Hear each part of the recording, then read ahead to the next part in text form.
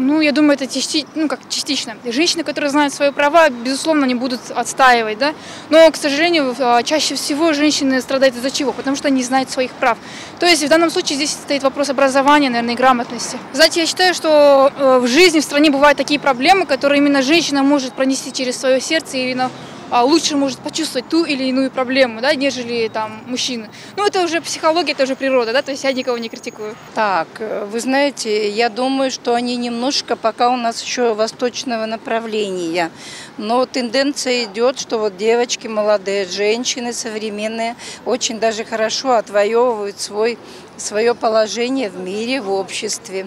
Мен түзел айтар элем, аялзаттын коомдо, азыркы ушул тапта коомдо өтө абалдары начар болуп калды. Муну ачык айтышыбыз керек. Себеп дегенде аялзат бул эне. Коом эгерде мындан бөлөкчө болгондо эне бул аялзаты үйдө отуруп, бала багып, кызматын жасап, үйдө болуш керек эле.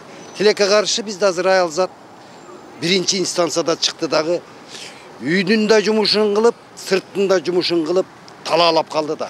Ну да, конечно, соблюдается, но все же Кыргызстан светская страна официально, но мы неофициально считаемся мусульманской. Поэтому соблюдается, ну, не фактически, да, не на 100%. А как вы считаете? В принципе, соблюдается. Ну, женщины у нас, депутаты работают. По крайней мере, по сравнению с другими странами у нас все хорошо. Это зависит от женщины, насколько они будут вот это все как бы использовать права. А так, что сказать, светское государство.